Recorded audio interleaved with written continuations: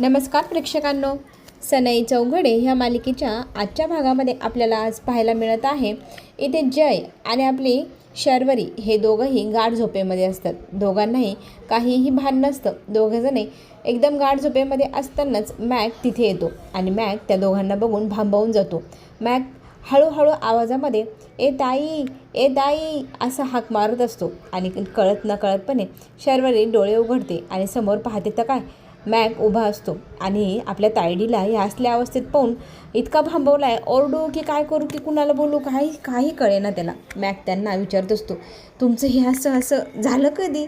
आता हे असं दोघंजण एकमेकांना चिटकून बसलेले त्यांना पाहून हा इतका भांबवलेला. आता हे दोघंजणं त्याला पाहिल्यानंतर तडकन उभे राहतात. आता इथे ना जय त्याला सांगू लागतो, प्लीज आरडाओरडा करू नको, एकदम शांत आणि भूत पाहिल्यासारखं तर अजिबातच एक्सप्रेशन करू नको.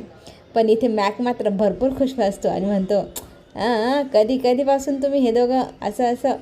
इथे तायडीला पण तो विचारतो, तायडे तू तर छुपा रुस्तम निघाली, काय तुमचं हे दोघांमधलं हे प्रेमाचं जे रूप पाहिलं आहे मॅकने पहिल्यांदाच. तर मॅक म्हणतो हे काय? आणि इथे जय त्याला सांगतोय की आरडाओरडा करू नको, इथे रात्री आम्ही दोघंजण अडकलो होतो म्हणून आम्ही इथे बसलो आणि बसल्यानंतर आम्हाला अशी झोप लागून गेली, बाकी दुसरं काहीच नाही. रात्रीचं तुम्ही इथे अडकलात, कशी काय अडकलात, काय करायला अडकले तुम्ही? तायडे काय गं असं विचारत असतानाच मॅक आपली शर्वरी लाजून का होईना बाहेर निघून गेलेली असते. तिला काय करावं काय बोलावं तेच सुचेना. मात्र आपला जय मॅकला सांगत असतो, अजिबात आरडाओरडा करू नको, इथे काय पाहिलं कुणाला काहीच सांगायचं नाही, आम्ही अडकलो होतो म्हणून आम्ही मुसीबतमध्ये असल्यामुळे तिथे बसलो होतो. तर ते तू जो अर्थ काढतो ना करून तो तर अजिबातच काढू नको. बरं, कुणाला सांगायचं नाही, अर्थ काढायचं नाही, एकदम तोंड बंद. आपला मात्र मॅक तोंड बंद ठेवेल तर शपथ यार. मॅक आता आपला नेहमीप्रमाणे ऑफिसमध्ये गप्पा गोष्टी करायला उभा असतो. सगळ्यांना सांगत असतो फुटबॉलची फिफा मोठी स्पर्धा आहे ना, त्या स्पर्धेत आता कोण जिंकते, कोणती टीम जिंकते हे खरंच खूप पाहण्यासारखं आहे. तरी ते सचिन म्हणतो, यार मला पाहायला आवडलं असतं पण माझ्याकडे ना टी व्हीच नाही. आणि हे ऐकल्यानंतर आपला मॅक म्हणतो, मी आहे ना तुम्हाला अपडेट द्यायला, काय पाहायचं काय सांगायचं मला सांगा, मी तुम्हाला फोनमध्ये लगेच अपडेट दाखवून देईल. आणि आसावरीशी बोलता तो सायलीकडे जातो आणि सायलीला म्हणू लागतो की तुमचं टार्गेट पूर्ण झालं आहे का कामाचं, की मेकअपच करत बसणार आहे? कामं पण बघा, सतत मेकअप. आता आपण इकडे पाहत आहोत आकाश सर त्यांच्या बहिणीसोबत ऑफिसमध्ये आलेले असतात सगळेजण. मग त्यांना पाहून नेहमीप्रमाणे उभे असतात. आता त्यांना सगळ्यांना आकाश एक माहिती सांगायची म्हणून बोलवतो आणि सगळेजण तिथे जमा झालेले असतात. सगळेजण त्यांच्या बोलण्याकडे लक्ष देतात. आता आकाश सगळ्यांना सांगू लागलेला आहे, आपली आता नवीन HR मॅडम आलेली आहे आणि ती आहे माझी बहीण आणि तिचं नाव मग तो सांगतो की ही समायरा आहे आणि ही आपल्याकडे मॅनेजर म्हणून HR मॅनेजर म्हणून राहणार आहे. ती इथे काम करणार आहे. हे ऐकल्यानंतर आपली शर्वरी मात्र खोडकरपणे म्हणते, अच्छा तर आतापासून तू काम करणारीस होय? तरी ते समायरा म्हणते, का करू शकत नाही का? तरी ते शर्वरी म्हणते, तुझ्याकडनं आणि कामाची अपेक्षा ह्या दोघींमधला वाद वाढू नये, ऑफिसमध्ये तमाशा किंवा शोभा होऊ नये बहिणींची, म्हणून आकाश दोघींनाही सांगतो शांत राहा. आणि इथे ना समायरा विचारू लागते, माझी जागा माझं कॅबिन कुठे? तरी इथे आता तिला आकाश सांगतो, बाई इथे कॅबिन वगैरे काही नाही, इथे सगळेजण ह्या ओपन जागेत बसतात आणि तुझी जागा ना शर्वरीच्या बाजूचा टेबल आहे, त्या डेस्कवरती जा आणि तुझं काम सुरू कर असं सांगून आकाश निघून जातो. इथे मात्र समायराचा फार राग असं संताप झालेला असतो. मला जागा मिळाली तर मिळाली कोणा शेजारी, या शर्वरी शेजारी, मला एकदम स्पेशल केबिन वगैरे पाहिजे होती, काय यार असं म्हणत ती स्वतःचा मनस्ताप करून घेत असते.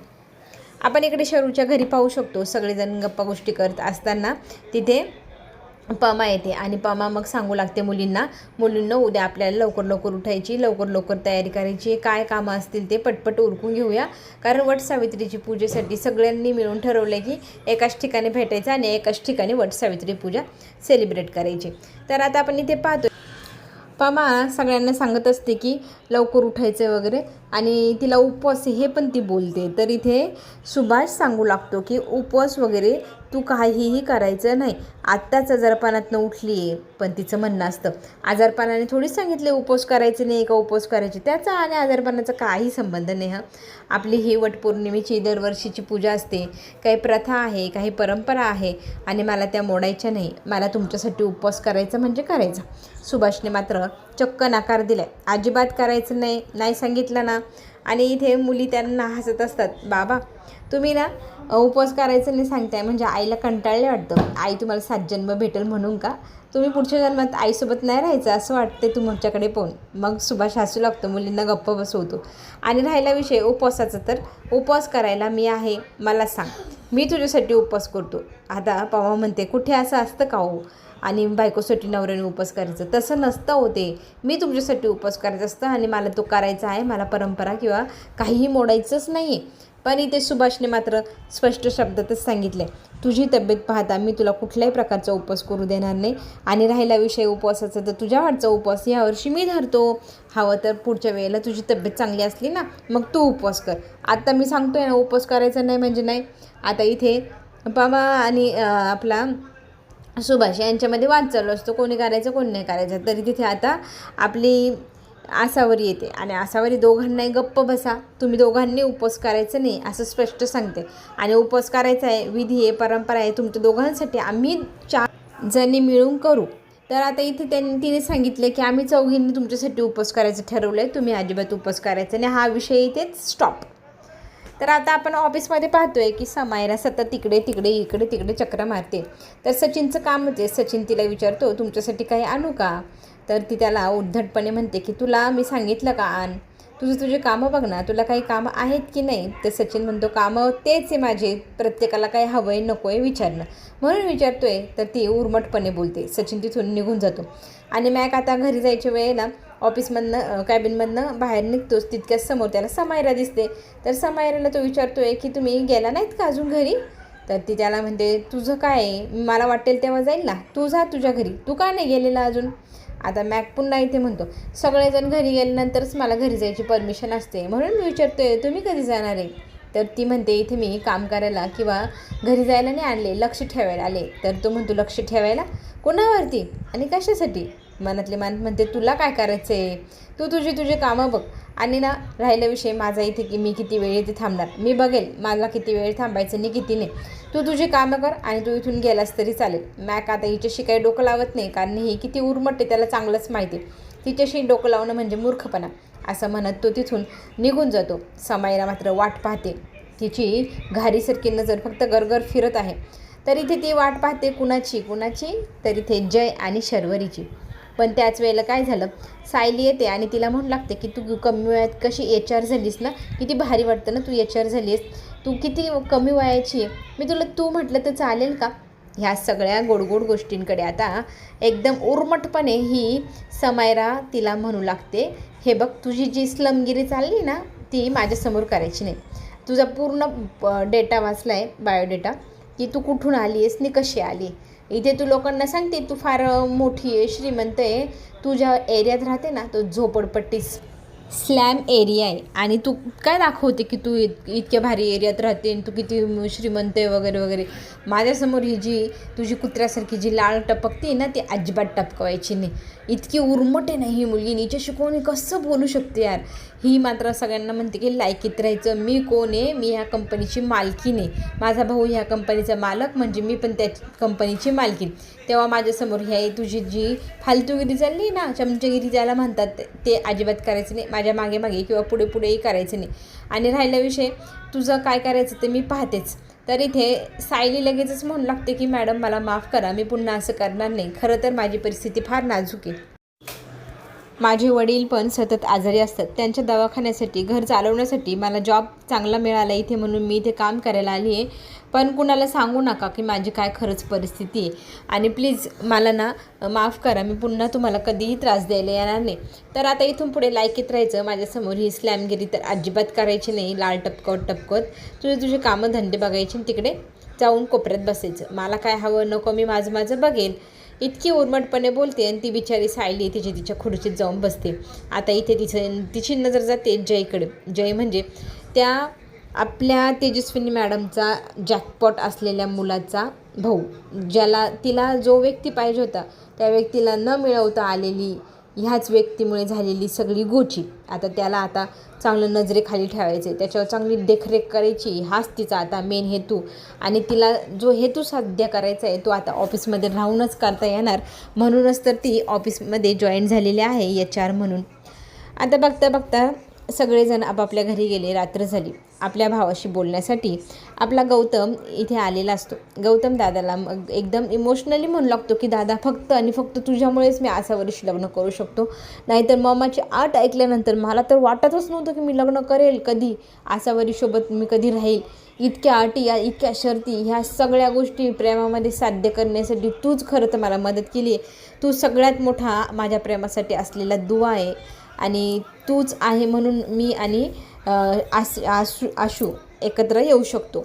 तर आता इथे ह्या गौतमच्या सगळ्या भोळ्या भावळ्या प्रश्नांचं किंवा जे बोलणे ते सगळं ऐकल्यानंतर आपला जय म्हणू लागतो की बाळा, असं काही नाही, आयुष्यात तुला कधीही कशाची पण गरज लागली तर तुझ्यासाठी मी कायम हजर असणार. आणि तू खरं तर माझ्यासाठी किती महत्त्वाचं आहे हे तुला माहितीच आहे. पण इथे खरंच आसावरी आणि माझं लग्न होणं शक्यच वाटत नाही. फक्त तू आणि शरू हे दोघंजण आहेत म्हणूनच मी हे सगळं साध्य करू शकतो आहे. तुमच्या दोघांचा ह्या सगळ्या गोष्टीत खूप मोठा खारीचा वाटा म्हणू शकतो, तसं वाटा आहे. तुम्ही दोघं जर नसते तर आज आम्ही दोघंजण एकत्र येऊ हे स्वप्नसुद्धा पाहू शकलेलं नसतो. आणि खरंच शरूला कोणी नाही म्हणू शकतच नाही. शरूने तुला समजून सांगितलं आणि तू लगेच तयार झाला. पाहिलं ना शरूमध्ये किती ताकद आहे.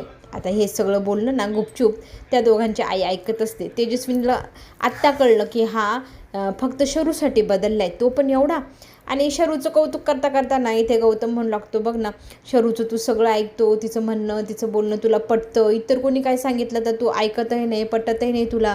पण तिची आणि तुझी जी कंपनी आहे ती किती भारी आहे, जोडी काय भारी तुमची, तुम्ही दोघांनी ठरवलं तर काय काय करू शकतं. तर तो त्याला म्हणतो की आम्ही दोघांनी, बघ तू टीममध्ये बनला पण, असं गौतम चिडवू लागतो. तू ती म्हणण्यापेक्षा तू डायरेक्ट आम्हीवरती आला, बघितलं ना.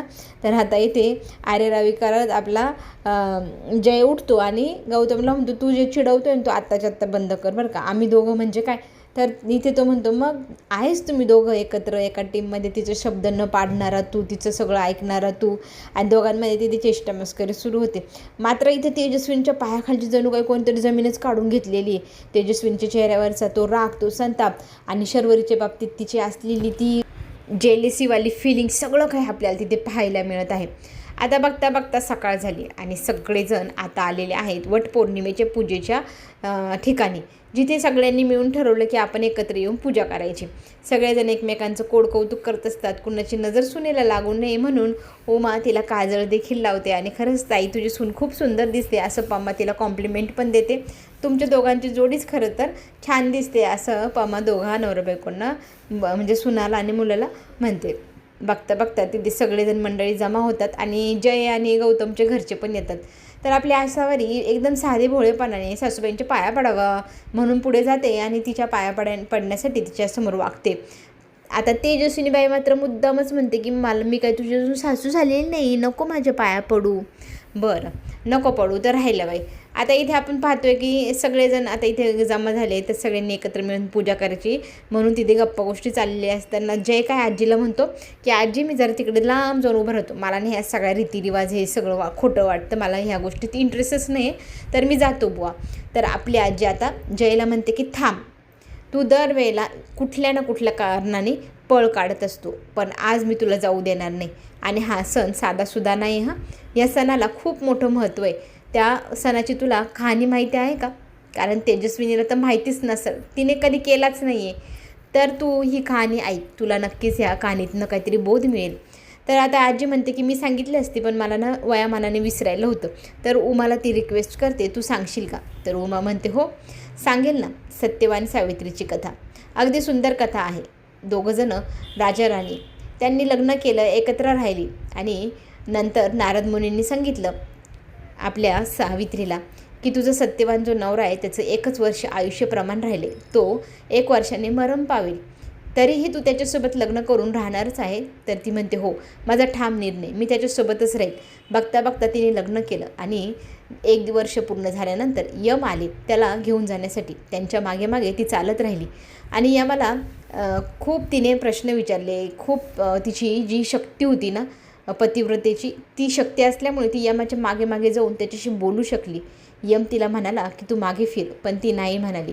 तिच्या बुद्धिमत्ता आणि काय म्हणतात हुशारीच्या जोरावरती तिने खूप यमाला इम्प्रेस केलं. इम्प्रेस झालेला यम तिला मग 3 वरदान देतो. पहिलं वरदान सासू सासऱ्यांचे डोळे मागितले. दुसरं वरदान वडिलांना एकही पुत्र नव्हता तर 100 पुत्र व्हावी म्हणून तिने जी इच्छा मागितली त्यालाही देव तथास्तु म्हणाला. आणि घाई गडबडीत तिने एक गोष्ट चटकन मागून घेतली. सत्यवानाला तर देत नाही पण एक गोष्ट नक्की द्या. तिला 100 पुत्र आणि तेही पराक्रमी हवे होते, तेही मागून घेतले.